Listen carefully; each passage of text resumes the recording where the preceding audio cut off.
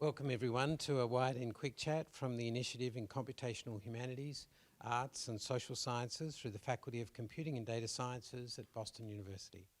Today we'll be hearing from Dr. Andrew Robichaud.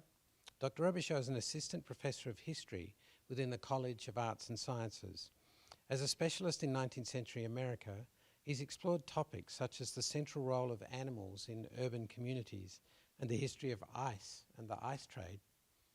He utilises methods in spatialisation and visualisation to construct detailed maps from archival accounts. These maps allow us to explore urban, cultural and environmental history from a new perspective. Please welcome Dr. Robichaud. Thank you. Thank you for the introduction, and thanks, Seth, for the invitation to talk here today. Thanks for everyone for coming. I am an assistant professor of history here. And I really am just the humble historian. I've used some very rudimentary digital tools in enhancing my scholarship. But I am a humanist and I am an environmental historian. So I'm interested in the relationships between people and their environments, how people shape their environments, how environments shape people, that dialogue that emerges in those relationships. But what I can do is walk through some of the ways in which I have worked with data and digital tools to enhance my scholarship, and we'll see what comes out of the discussion. These digital tools have helped me immensely in my first book, which the cover is up here, Animal City, The Domestication of America. And they're tools that I'm also using and thinking about using in different ways for my current project, which is tentatively called On Ice, America's 19th Century Ice Age and the Making of Modern Life. And the core of our work as historians are sort of a couple big, simple but big questions. What happened in the past? And why? Why did it happen? Why did things unfold in certain ways that they did? What changed in the past and why? And what are the implications of those changes? So broadly speaking, these are questions that historians think about. What happened in the past? What changed over time? So for my first book, I was interested in this question of what were American cities like in the 1800s when you had a whole range and a large volume of non-human animals who inhabited these urban environments in ways that we would think of today as pretty unusual. So there's a real oddness to this 19th century urban world where you have, when Charles Dickens comes in 1842, he talks about all the pigs that he sees wandering around New York City.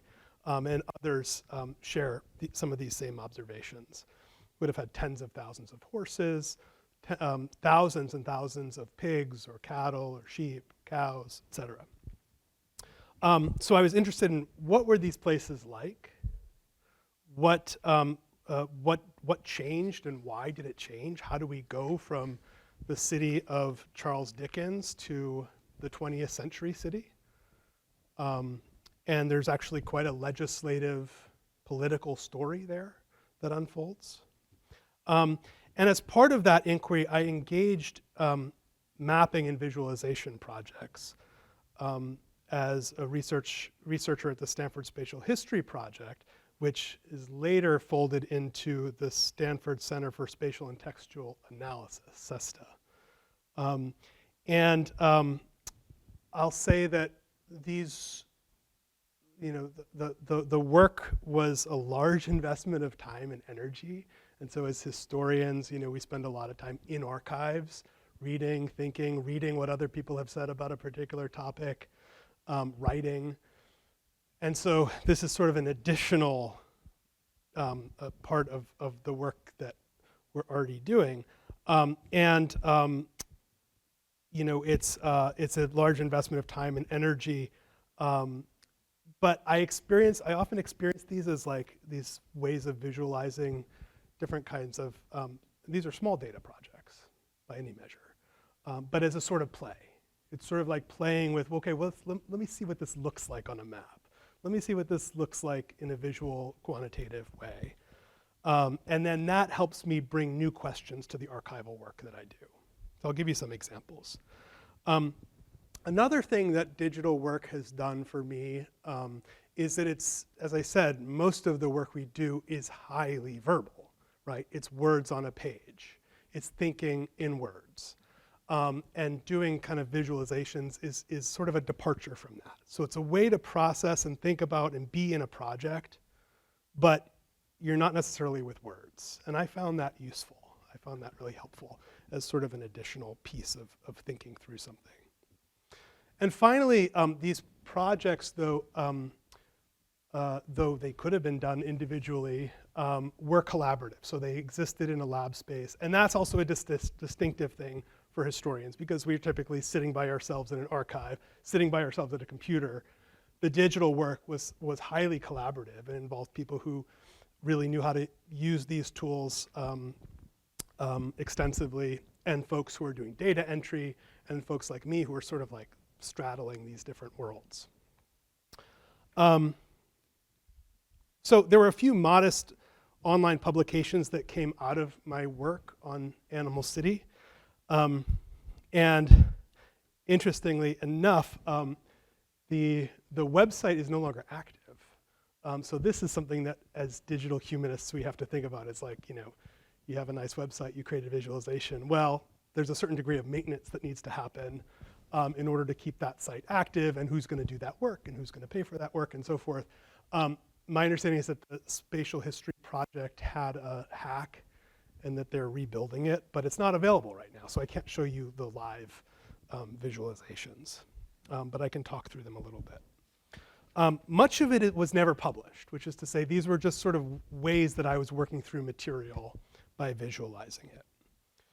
It was like when we write a book, right? We write a book, the book might be 200 pages, but you've probably written 500, right? So there's a lot of cutting that happens, things that needed to be written out, but then need to be stripped away. And that's how a lot of these visualizations work too. Or they're like footnotes, right? They're part of the evidence that we're building. Or they're like a notebook where we jot down our ideas, but we don't actually ever publish it.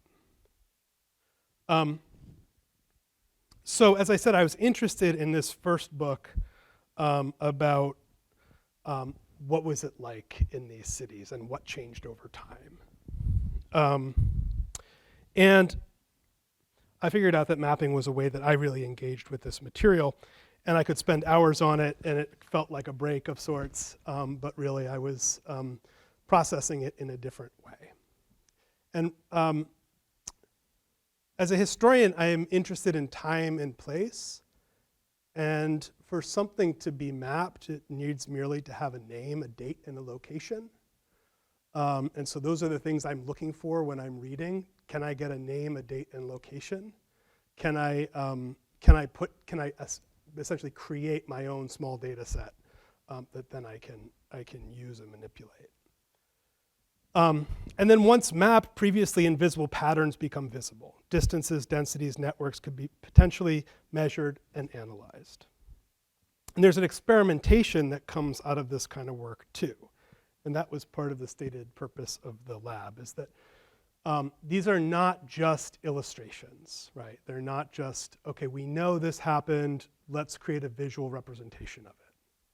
This is, for historians, it's a way of sort of creating new usable evidence. That's really precious if you're an American historian and you're working with material that's been studied a lot. Being able to sort of come at it in a new way and create new usable evidence is really valuable. So I'll just share 3 sort of basic mapping projects that I worked on. The first was in using city directories. So these are like 19th century yellow pages. We used to, my students don't know what yellow pages are anymore. You used to get like a phone book every year dumped on your front doorstep, and it would have the list of, in the front it would be residential, in the back it would have all these businesses listed by business type. So they're producing these in the 1800s. So this is a 19th century city directory from San Francisco. And you can see, what are we looking at here? That there's a section, it's not this particular section that I have featured, that would have like butchers, right? Where are the butchers located? Where are the wholesale butchers located?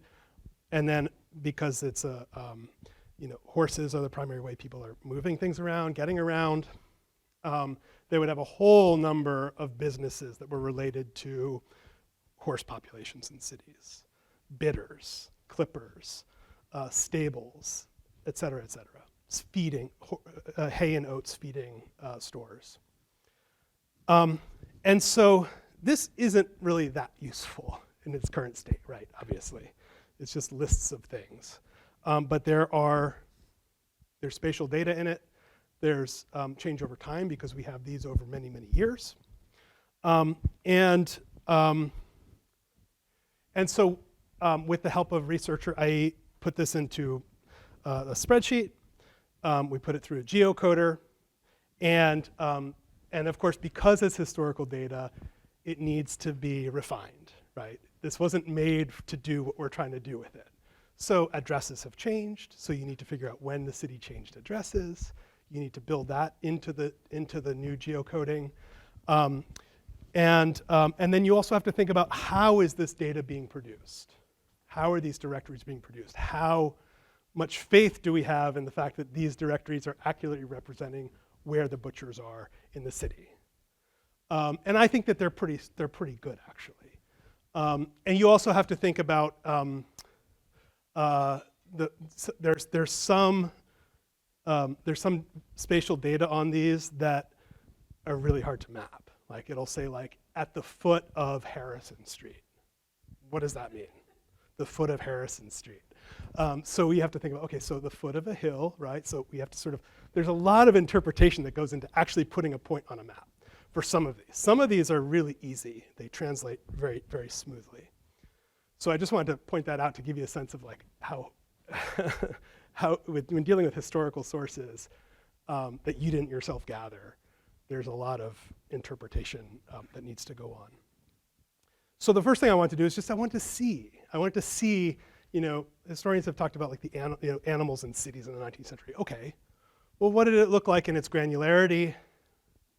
And in fact, and so this was one of the visualizations that was previously online but is no longer, which is this interactive thing where you can click through the different directory years and you can highlight which of these businesses you would like to see. And what quickly emerges is that there is a lot of variation here, right? So we've got the blue is associated with the dairy industry, and you can see that clustered on the edge in the south in particular. And the red is associated with meat, and the purple, I know it's hard to see the differences between a lot of these, are horses, equine populations in the city. So you can see it's not one animal city. It's like we have these different zones almost. And so this in particular is interesting. It's interesting to think about. Okay, so these parts of San Francisco, we're looking at San Francisco, they look different in terms of their composition of non-human animals in the businesses.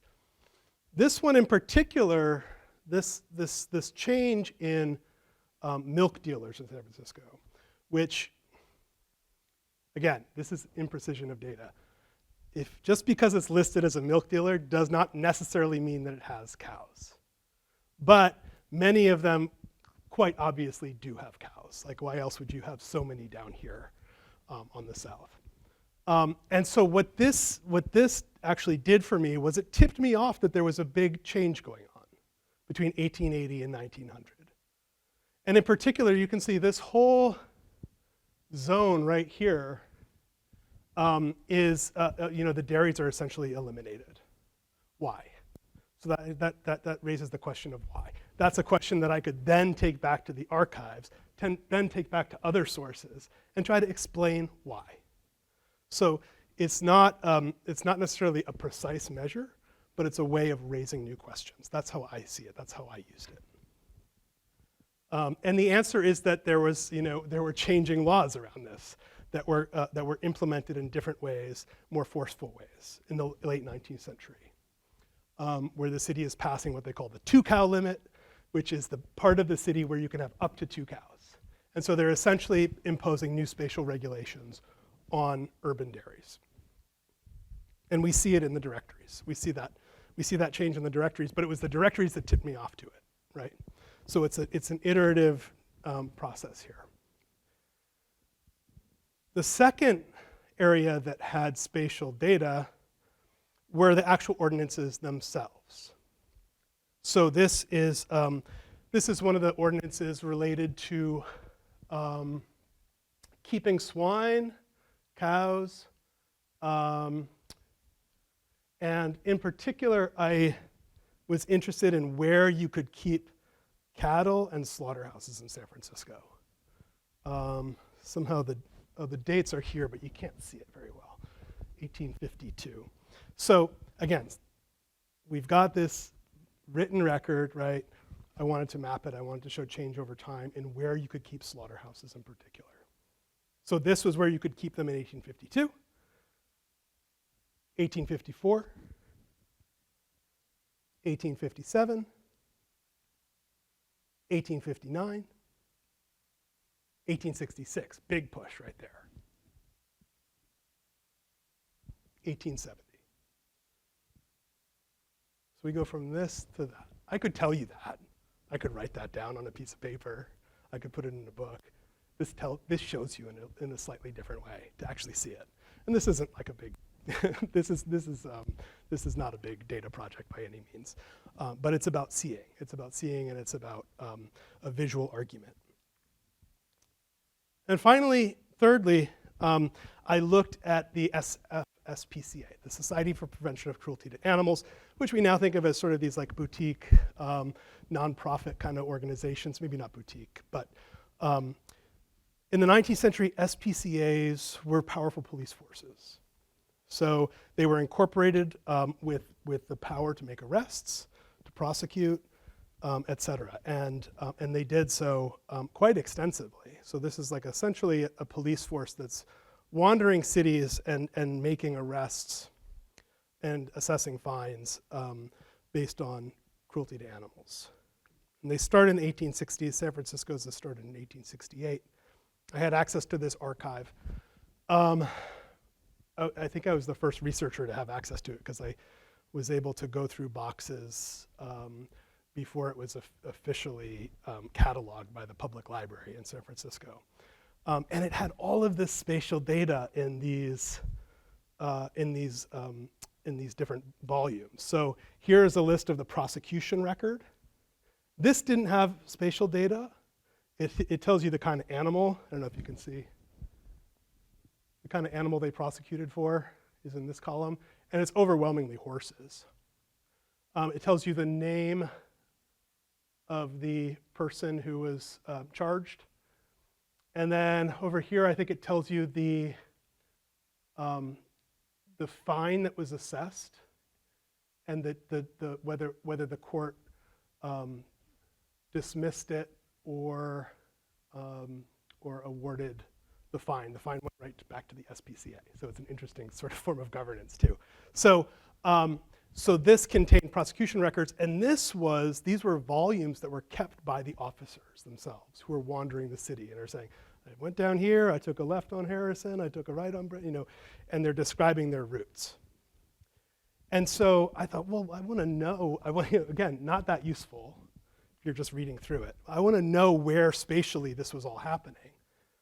And so a researcher created these layers, at this time using Google Earth. We created a series of layers based on the routes, something like 180 different routes that were connected to prosecutions. And this is what we came up with in terms of the intensity of policing downtown. And as you can see, this area down here,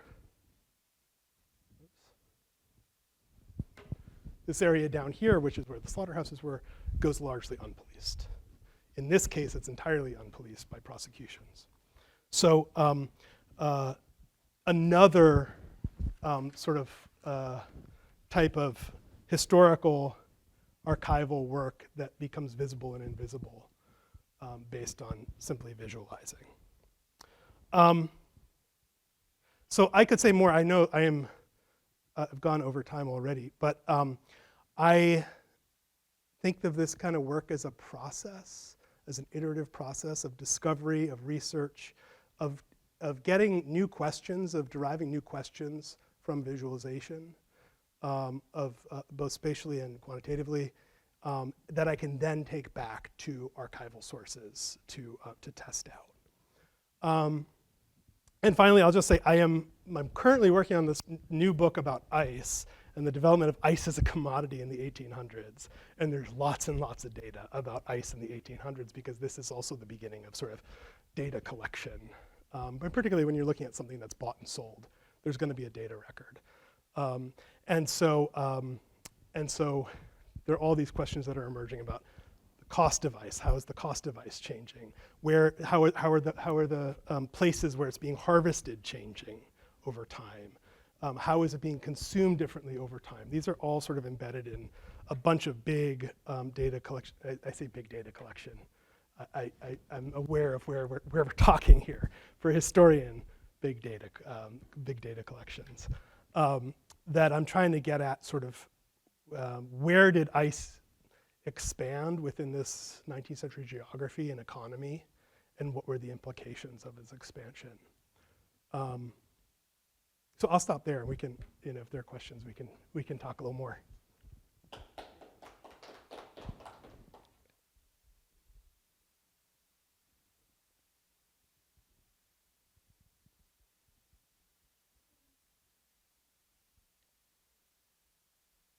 So I know building some of these models requires, like you were saying, so much teamwork and collaboration. And I'm wondering, just in terms of time, how much of building these models was, just data entry from these like records, and how much of it was actual like trial and error with like making sure these matched up to like regular maps, making sure there was like consistency in geography and stuff like that over time. Yeah, I mean, a lot of it in terms of this particular visualization. Let me go back here. I wish we had the interactive one I could show you. This particular one, I mean, so, you enter, I don't know, maybe for each year, there's probably like 500 or 600 entries, right? So that's a lot of time where somebody's sitting and entering. If it's basic, I mean, it's pretty basic though. It's like the name, the address. We run it, you run it through, you get the geocoding. And then that process is pretty quick. But we noticed that when the geocoder couldn't pick up on a modern day, on an address and put it in a modern day part of the street grid, it's sort of like, it actually put them all in like one spot, which was helpful for us because then we could just go through and look at that one spot and see all the different sort of addresses that have been thrown in there. It took a while. I mean, it's been a while since I worked on it, so I can't say with any certainty, but I would say more than half was trying to place those floating or unrecognizable pieces. And again, this is where working in this historically, it helps to have the tools of the historian, right? If you know the context of these documents, you know that, okay, well, occasionally they're updating the ways in which the addresses are numbered in the city of San Francisco, and they publish that at the front of the directory. So you can go back and you can find it, you can place those points. But that part took a while. Yeah. Okay. Yeah. Thank you. So I guess I have a related question. First of all, I just need to say that every time you showed the picture of ice and talked about ice, I have little children, so I've seen Frozen about 50,000 times, and it makes me think of Frozen. I've seen Frozen too, and they did not consult an ice historian on that because the method of harvesting is way off. Oh, I'm devastated to hear that because that's my son's favorite song, the very first opening song of Frozen. So I have to ask, so since you're saying this is such a tedious, labor-intensive process, and as somebody who's studied historical data and done research using historical data, I'm wondering if contemporary tools such as parsing out of tasks into Mechanical Turk or to what extent can at least some of this be automated in some way? Like you're saying, the geocoding part, but I'm talking about literally the reading of the documents. Yeah. I know some of it is just not legible, and there are those kinds of issues. But Yeah. is it possible to do it in a way that makes it less Yeah. labor, or at least less concentrated labor intensive, and maybe spread out or automated in some way or something? I mean, I know that other historians have. Those tend to be, for historians, big budget projects that take a lot of time and research. So there are, I mean, certainly in the humanities, there are like real sort of institutional support kinds of questions that go into a big project like that. In terms of like, and in terms of, you know, I'm sure, and I know that folks who are more talented in you know, using you know, word recognition kind of you know, programs that would be able to do some of this much faster. But I don't know. I mean, we've, you know, I mean, I don't know. Is this readable by machine? Yeah.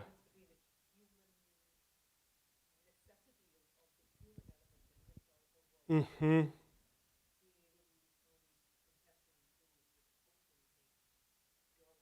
Yeah. Mm-hmm. Mm-hmm. I mean, yeah, it's not a, I don't know exactly, but I think it's a great question, and I would love to know if others have worked in. I guess I just wanted to point out at least one thing that we're working here in BO is some OCR projects for the Harvard Herbarium, and actually trying to automate handwritten notes that are in this weird cursive from way far back. So How's it going? it's very challenging, Yeah. I think, for the students. It's one of our kind of ongoing projects. But I think what you're saying about these sort of different changes that are going on, I think might be lost, I think, in a kind of automated process potentially. So I think supervising it very closely would be very useful. And I guess if I was just going to ask one last question, you kind of have mentioned this sort of reluctance as a humanist to kind of move into these other fields and really to pick up new skills. Could you talk about what kind of caused you to take the plunge? Because I think for many people in the humanities, they have the same reluctance of feeling like they have the skills necessary to read documents and to interpret them, but are more intimidated by these other processes. You're wondering the same thing? Yeah. Well, I think that I do think institutional support is important. In that, and you know, a lot of my, you know, I didn't go to grad school thinking I was going to do, you know, digital work. It was like a draw of potentially doing something there, but and that was a long time ago. But I think that having an environment and a place and a group of people who are also doing this and thinking about it, and folks who are sort of like have more expertise in the actual like computer technologies, makes it more accessible. And so I think, you know, I'm thinking about ways to try to think about that with my next project. You know, how to, and you know, things like this that you've organized help us sort of think across fields a little bit.